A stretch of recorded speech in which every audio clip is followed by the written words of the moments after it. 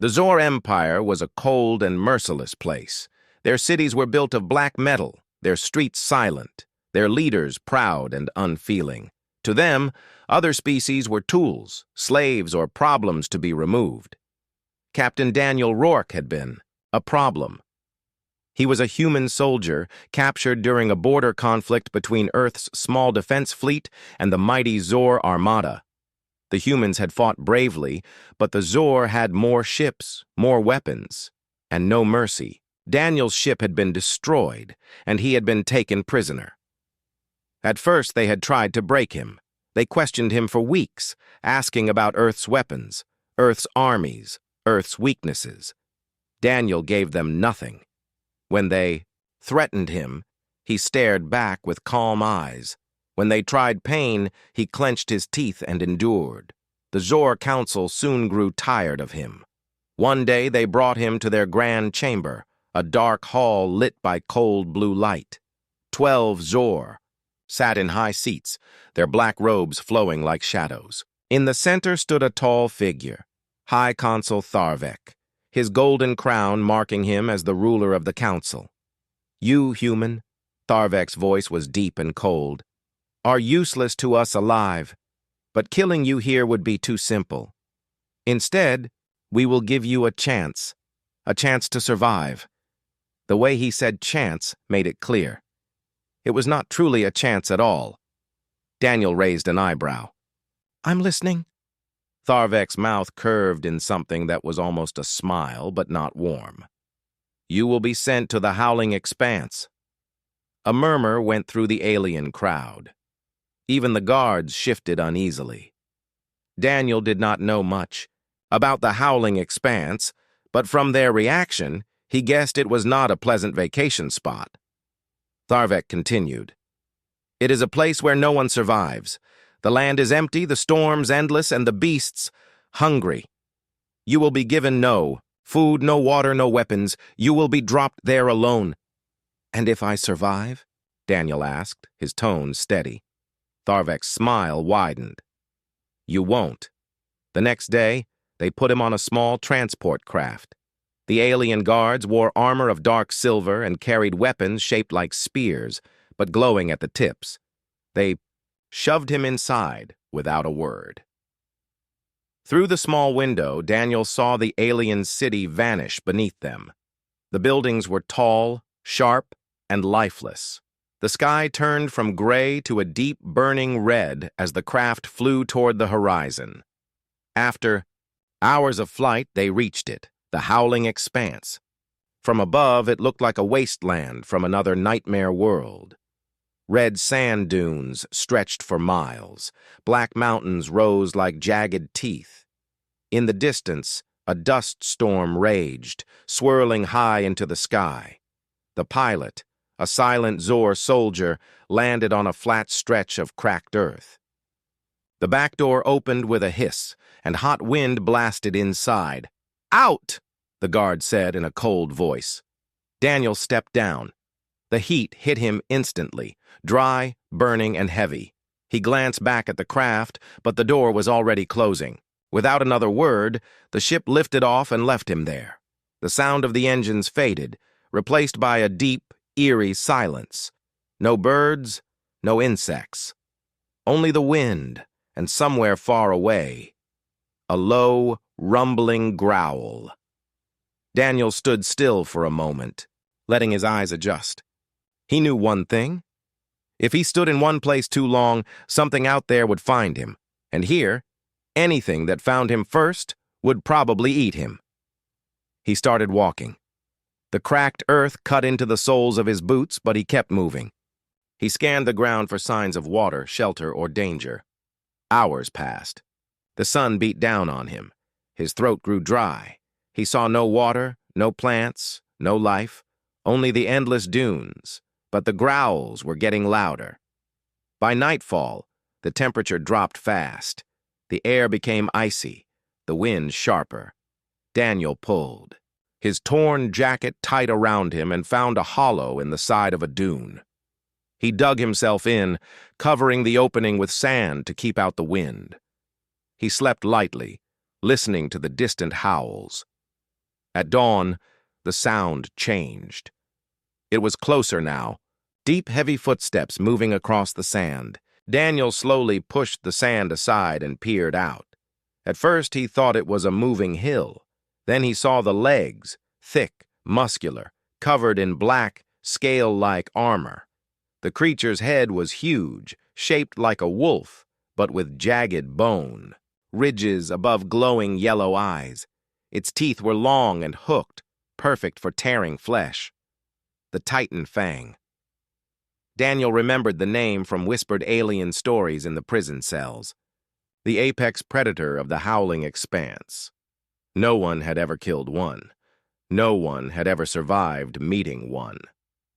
The beast sniffed the air, its breath steaming in the cold morning. Daniel knew running was useless. He reached for a sharp rock near his hiding place. But before he could move, the Titan Fang suddenly turned, not toward him, but toward something else. From behind the dune came a swarm of small, insect-like creatures. They moved fast, dozens of them, each with needle legs and snapping jaws. They leaped at the Titan Fang, crawling over its armored hide. The great beast roared in fury, shaking them off. But there were too many. Daniel could see the swarm was aiming for the beast's eyes, its unarmored weak points. For a moment, Daniel hesitated. This monster could kill him in an instant. So, why help it? But his soldier's mind gave him the answer. If the swarm killed the Titan Fang, Daniel would be next. And maybe, just maybe, he could use this situation. He leapt from his hiding spot, grabbing a broken length of metal buried in the sand. With a shout, he ran toward the swarm, swinging the metal like a club. He smashed one crawler, then another, knocking them off the beast's face. The Titan Fang froze for a second, confused. Then it shook itself violently, throwing more crawlers to the ground. Daniel fought like a man possessed, slamming the sharp end of the metal into the largest insect, pinning it to the sand. The last of the swarm scattered, fleeing back into the dunes. Daniel stood panting, his hands shaking. Slowly, the Titan Fang lowered its head until its eyes were level with his. It could have killed him with one snap of its jaws, but it didn't. Instead, it sniffed him again. Its massive eyes blinked once.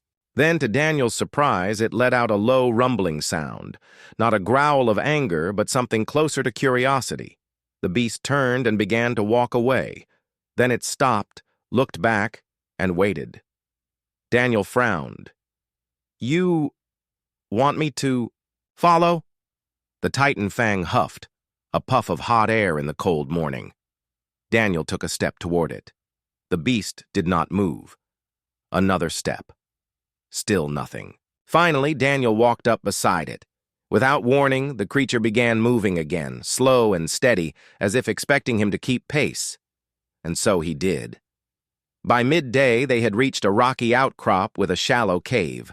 The Titan Fang lay down at the entrance, curling its massive body to block the wind. Daniel slipped inside, finding the cave warmer and more sheltered than the open dunes. The beast did not attack him. In fact, it seemed to be guarding him.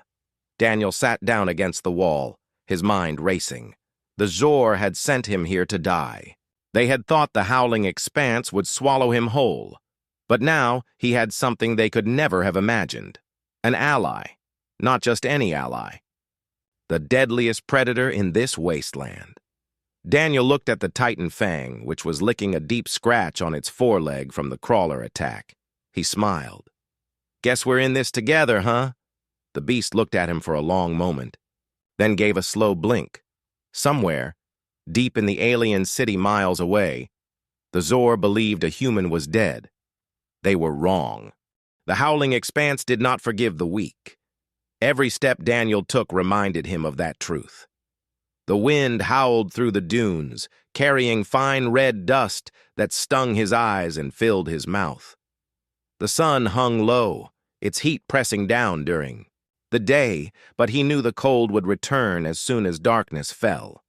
Beside him, the Titan Fang moved with slow, powerful steps. Its armored hide gleamed faintly under the sun. Every so often it would sniff the air or pause, its ears twitching. Daniel had learned to watch the beast closely. When it stopped, danger was near. He still wasn't sure why it hadn't killed him. Maybe it respected the fact that he'd fought off the crawler swarm, or maybe it was simply curious.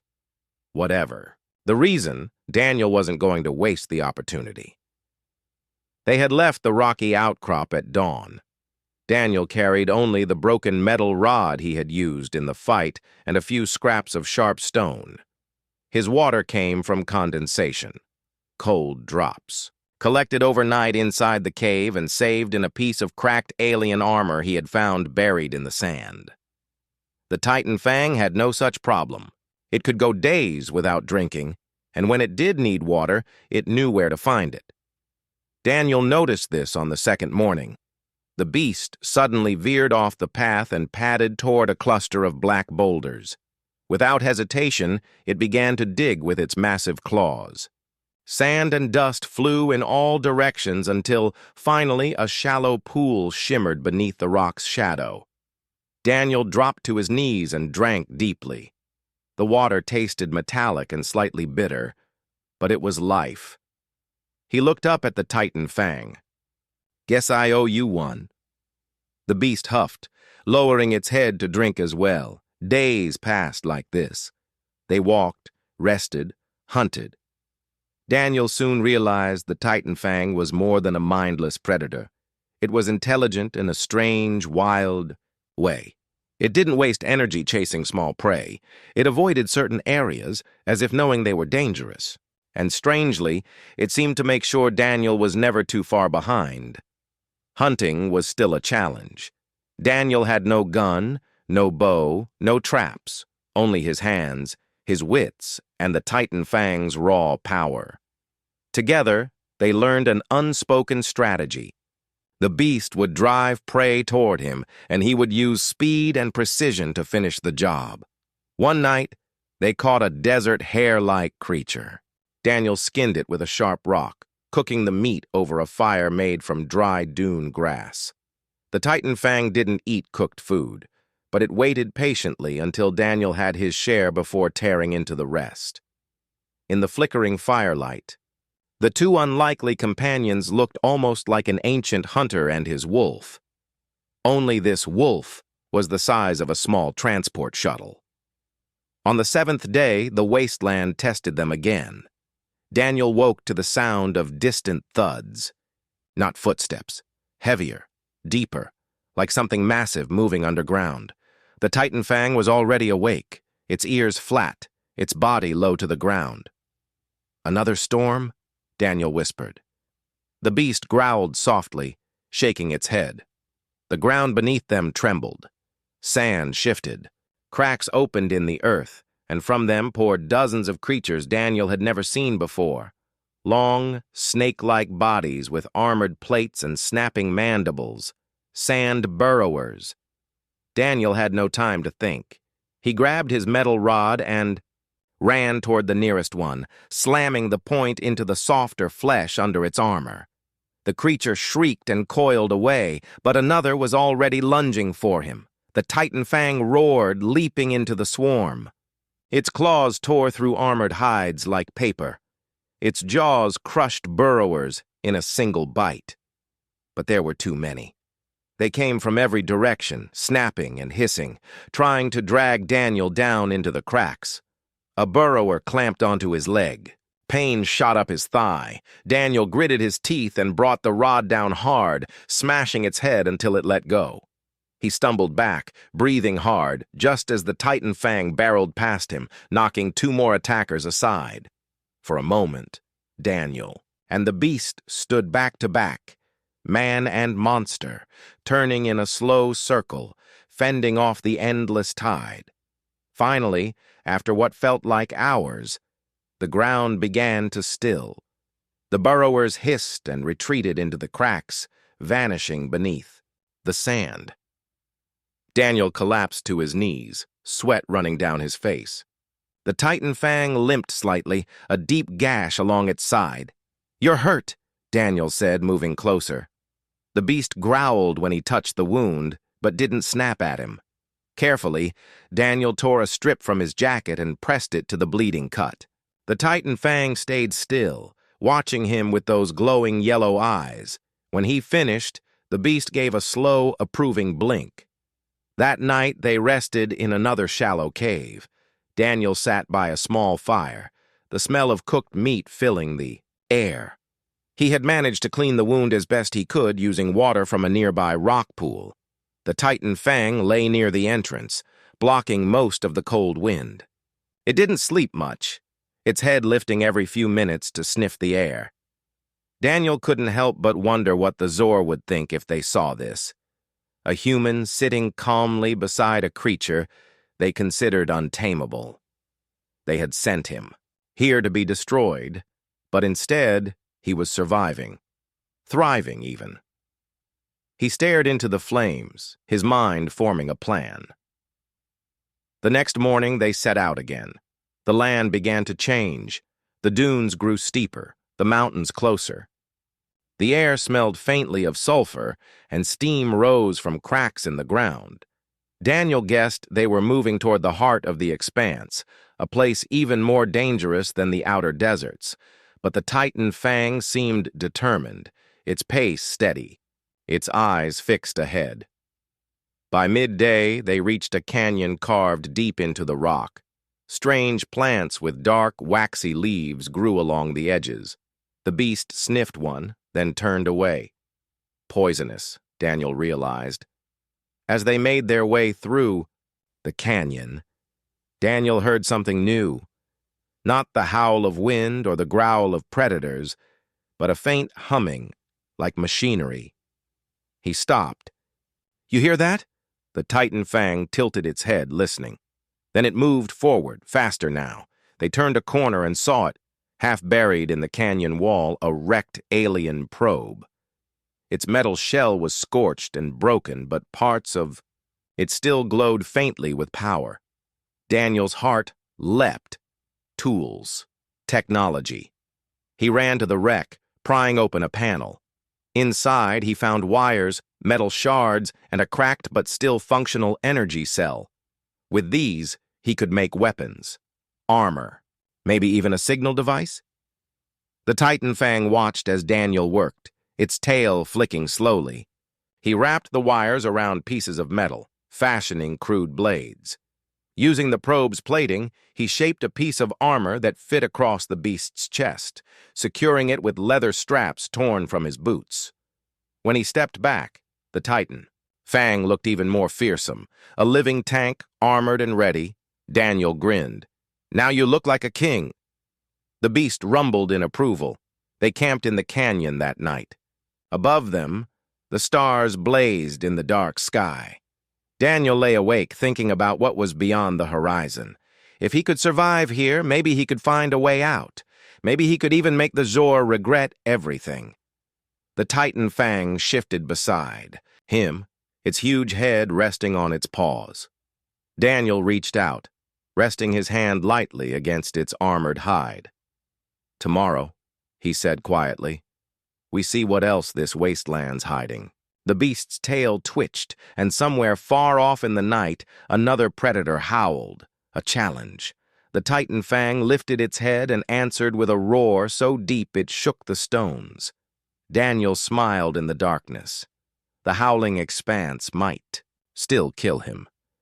But if it did, it would have to go through both of them. The next days in the howling expanse felt different. Daniel no longer felt like a man running from death. He felt like part of something stronger. The Titan fang moved beside him like a shadow, silent when stalking prey, thundering forward when attacking. The crude armor Daniel had strapped onto the beast glinted in the sun, and its roar carried farther than the wind, but the wasteland was still unforgiving. On the 10th day since they had met, Daniel woke to the smell of smoke. He sat up quickly, gripping his metal rod, eyes scanning the darkness. The Titan fang was already on its feet, head low, ears twitching. A faint red glow flickered in the distance beyond the dunes. Not lightning. Daniel muttered. Fire. They moved toward it, the sand cold beneath their feet and claws. As they climbed the next dune, Daniel's stomach tightened. At the bottom of the slope lay the charred remains of another predator, something smaller than the Titan Fang, but still dangerous. Around it, strange footprints circled in the sand. They weren't Zor prints. They were bigger, wider. The Titan Fang sniffed the air, then growled deep in its throat. Daniel tightened his grip on the rod. Guess we're not alone. They followed the trail the next day, careful and slow. The prints led them to a rocky plateau where the sand was stained dark in patches, not just from blood, but from something thicker and blacker. Daniel crouched and touched it. It was cold, sticky, and smelled faintly of rot. Before he could say anything, the wind shifted, and a new sound came. A high, echoing howl that made the hair on his neck rise. The Titan Fang answered instantly, a deep rumbling roar that shook the stones. From the shadows of the rocks stepped three massive shapes. They were Titan Fangs, but not like his companion. These were thinner, hungrier, their hides scarred, their eyes glowing with a red light instead of yellow. Their armor-like plates were cracked, and their teeth were jagged from countless fights. Rival pack. The lead predator stepped forward, lowering its head in a clear challenge. The other two spread out, trying to flank. Daniel's mind raced. He couldn't fight them all, not directly. But he wasn't going to leave Iron Fang, as he had started calling his companion, to face them alone. Iron Fang, he whispered, stay close to me. The beast growled in agreement. The first rival charged. Iron Fang met it head-on, the two giants slamming into each other with bone-cracking force. Dust flew as claws scraped against armor. The second rival lunged for Daniel. He rolled aside, slamming his metal rod into its jaw. The blow made it stagger, but it came again, teeth snapping inches from his face. Iron Fang roared, breaking free from the first attacker and slamming into the second, knocking it away from Daniel. But the third rival was already on them, leaping high, claws outstretched. Daniel didn't think. He acted. Grabbing one of the sharp metal blades he had fashioned from the alien probe, he hurled it upward. The blade struck the leaping beast in the neck. It howled in pain, twisting midair and crashing into the sand. Iron Fang took the chance, pouncing on the first rival and driving his armored head into its chest. The impact crushed bone, and the predator fell still. The second rival tried to retreat, but Daniel charged, swinging his rod into its hind leg. It stumbled, and Iron Fang's jaws closed around its throat. The third rival limped backward, blood pouring from its wound. It gave one last hiss before turning and vanishing into the dunes. Daniel stood panting, sweat running down his face. Iron Fang's chest rose and fell heavily, but his eyes still burned bright.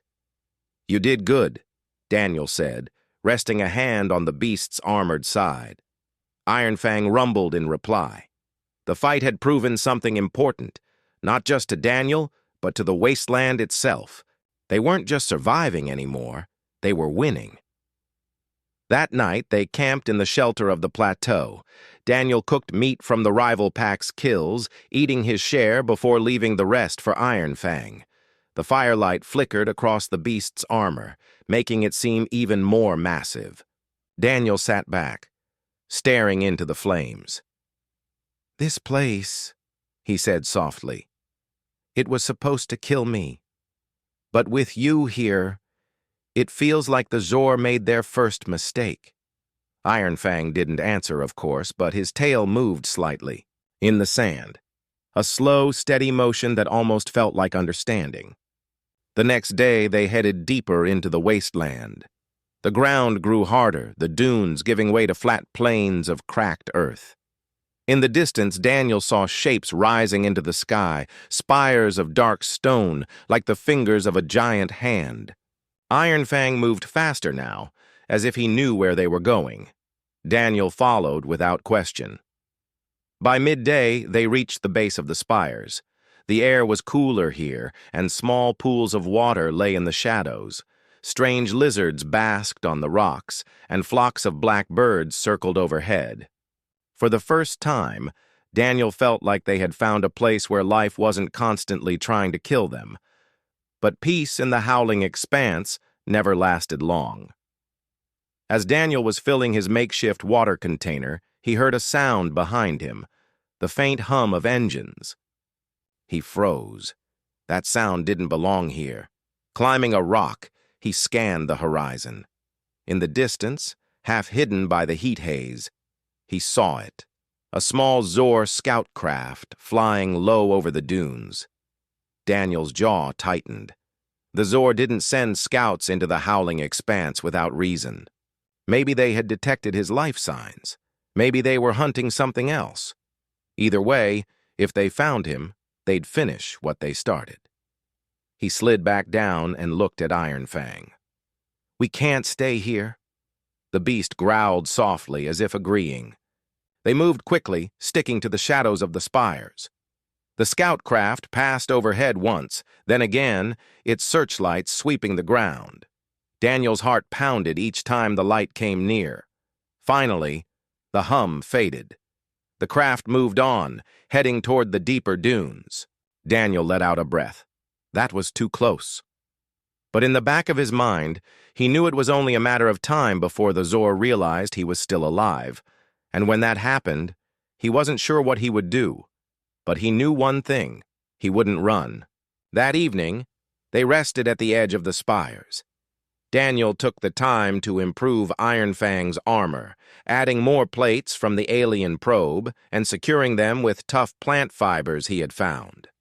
The beast didn't complain, standing still as Daniel worked, occasionally lowering his head to watch.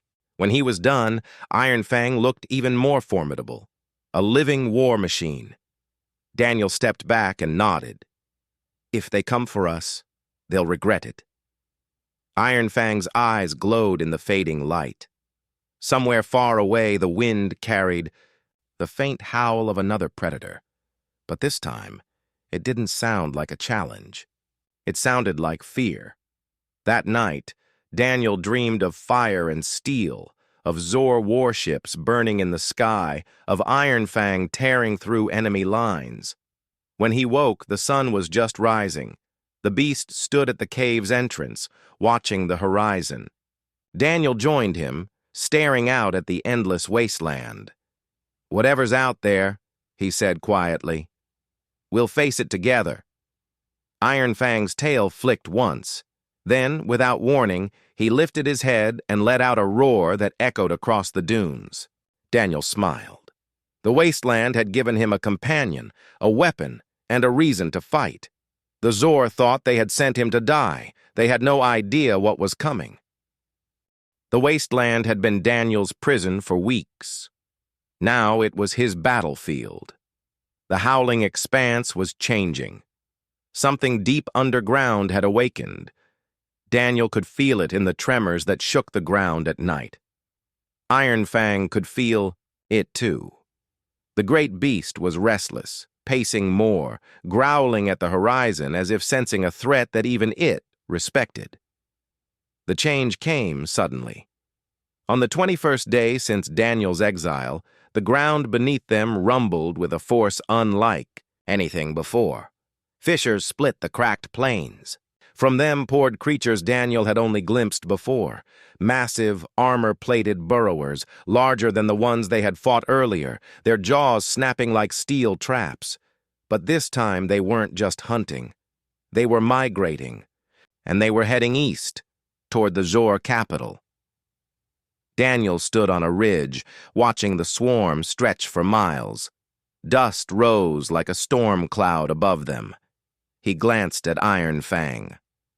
"If they hit the city," the beast growled, ears pinned. "Back." Daniel's jaw tightened. The Zor had tried to kill him, but he couldn't ignore this. The city was full of civilians, families, workers, children. They didn't deserve to be slaughtered just because their leaders were arrogant. And maybe showing up alive with the deadliest beast in the wasteland at his side would be the kind of shock the Zor needed. They moved fast. For 3 days and nights, Daniel and Iron Fang shadowed the swarm, keeping ahead of it. They traveled through scorching days and freezing nights, crossing dunes, rocky canyons, and plains cracked like broken glass. Iron Fang never slowed. When Daniel stumbled, the beast would wait, eyes glowing in the dark, until he caught up. By the 4th day, the towers of the Zor capital appeared on the horizon, black spires stabbing into the sky. But the city was already in chaos. From the dunes, Daniel saw the swarm crashing against the outer defense walls. The Zor soldiers fought from the ramparts with plasma rifles and heavy cannons, but for every burrower they killed, 2 more took its place. The ground shook under the assault. Screams echoed across the desert as sections of the wall crumbled. Civilians ran through the streets, chased by smaller predators that had slipped past the defenses. Daniel's grip on his weapon tightened. "Time to give them a reason to remember me." Iron Fang let out a deep, rolling roar.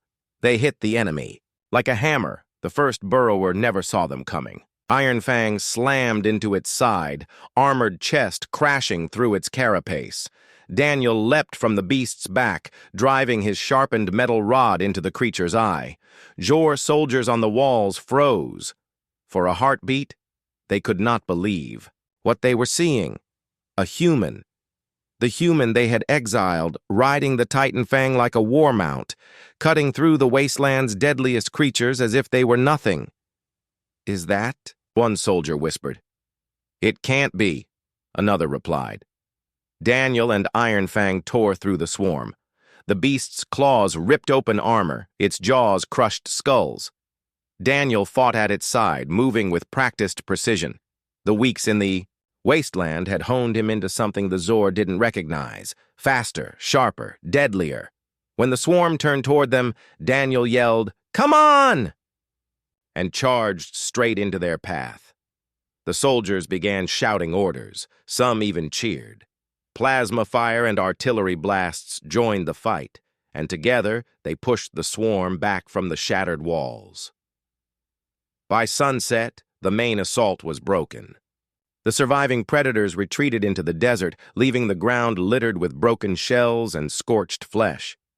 As the dust settled, the city gates creaked open. Dozens of Zor soldiers emerged, weapons still ready but eyes wide with disbelief. At their head was a tall figure in gold-trimmed armor, High Consul Tharvek himself.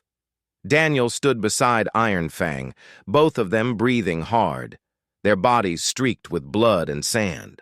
Tharvek stopped a few paces away. His eyes, cold and calculating as ever, flicked between Daniel and the beast. "You," Tharvek said slowly, as if speaking to a ghost. "Impossible." Daniel smirked. "Hello to you too. Miss me?"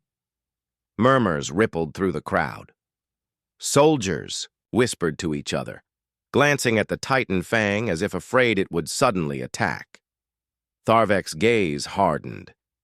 "You were sent to the howling expanse to die." Daniel shrugged. "Guess your plan had a flaw." He reached up, patting Iron Fang's armored neck. "Turns out the wasteland doesn't hate me as much as you do." A few soldiers actually laughed, a dangerous sound in the presence of their leader. Tharvek ignored them. His voice was low, sharp. "Why return? You could have vanished into the desert forever." Daniel's expression darkened. "Because there's more out there than you think. That swarm? It's just the start. Something's stirring in the expanse. If you don't prepare, your walls won't hold next time." The Zor leader hesitated. His pride warred with his survival instinct. "And you expect me to trust you?" Daniel stepped forward, Iron Fang matching his movement like a shadow. "You don't have to trust me, but you'll want to trust him." He pointed at the beast. "Because when the next wave comes, nothing in your army fights like we do." For a long moment, The two leaders, human and alien, locked eyes. Finally, Tharvek gave a single sharp nod. "Bring him to the council chamber." The crowd parted as Daniel and Ironfang walked through the gates. The city's civilians stared from windows and rooftops, their faces pale with fear and awe. Children pointed, whispering excitedly. Daniel knew what they were thinking. A man who had walked into the expanse and returned alive, with the Titan Fang at his side. It was a story that would spread fast. The council chamber was just as Daniel remembered, tall, cold, and full of judgmental stares. The 12 counselors sat in their high seats, robes flowing. Tharvek took his place in the center and gestured toward Daniel. "This human claims to have survived the howling expanse and tamed the beast of beasts." Gasps filled the room. One counselor leaned forward.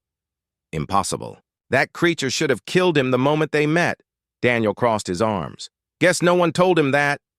A ripple of uneasy laughter went through the room. Daniel stepped closer to the center. "Listen, you think the howling expanse is just a prison. You're wrong. It's a breeding ground for things worse than what you saw today. That swarm was only the beginning. If you keep ignoring it, your city will fall." Another counselor sneered. "And what do you suggest? That we ally with a human?" Daniel's voice was steady. "Not just a human. A human who can go where your soldiers can't. A human who knows the expanse, who has the loyalty of the one thing you fear most." All eyes turned to Ironfang, who stood perfectly still, his glowing yellow eyes sweeping over the chamber. The beast's low growl vibrated through the floor. For a moment, no one spoke. Then Tharvek's voice broke the silence. "Leave us. The council will decide." 2 guards stepped forward, but they didn't dare touch Daniel, not with Ironfang watching them. As Daniel turned to leave, he looked back at Tharvek. "You have a choice. You can keep pretending the wasteland isn't your problem, or you can survive." Then he walked out, Ironfang's heavy footsteps shaking the marble floor behind him. Outside, the city was quieter. Soldiers repaired the broken walls. Civilians carried supplies through the streets, but everywhere Daniel went, eyes followed him. Some looked at him with suspicion, others with hope. He knew the council might not listen, but if they didn't, he'd be ready anyway. The howling expanse had forged him into something the Zor didn't understand, and Ironfang into something even deadlier. The Zor council chamber was filled with cold light from the crystal walls. Tall alien figures in silver robes sat in a half circle, their eyes fixed on the human who stood in the center. Daniel Rourke's clothes were torn, his armor dented, but he stood tall. Beside him, Ironfang, the massive predator of the howling expanse, crouched low, its yellow eyes glowing. Every guard in the room kept a hand on their weapons, but none dared move closer. The Zor Emperor's voice was calm but heavy. "Human, you were sent to the expanse to perish, yet here you stand. Explain yourself." Daniel didn't flinch. "You didn't send me to survive. You didn't send me to return, but I did both. And I didn't return alone." He rested a hand on Ironfang's thick, armored neck. "You feared this creature. You called it untamable. I call it my friend." A wave of murmurs spread among the council. Some Zor looked at the beast with awe, others with fear. One counselor leaned forward. "Impossible. The Titan Fang is a mindless killer. It cannot form bonds." Daniel smiled faintly.